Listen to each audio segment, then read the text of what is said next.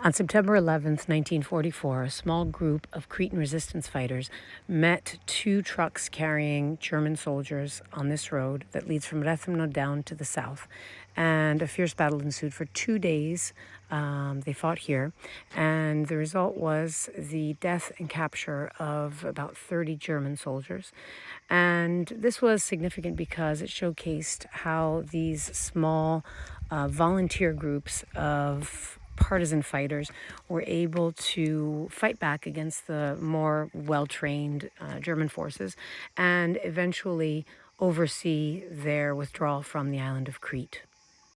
So this monument, which is close to the village of Apostoli in the prefecture of Rethymno, is one of many. And in Crete, resistance by groups like Eam, Elas, was deeply rooted in these mountain communities. They were people who were volunteers, shepherds, farmers who knew these mountains well and carried out sabotage, abductions, and other sort of undermining activities against the German occupying forces. Eventually, about a month later, the Germans left Crete.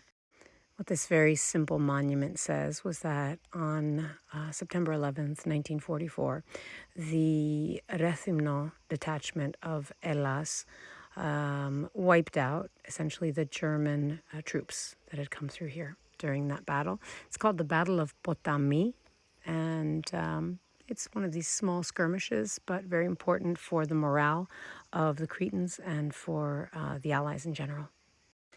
And it was battles like this that underscored the fighting spirit of the Cretan resistance. So even in the waning, sort of the last days of German occupation here on the island, these freedom fighters, these resistance fighters, kept up the spirit and eventually were successful.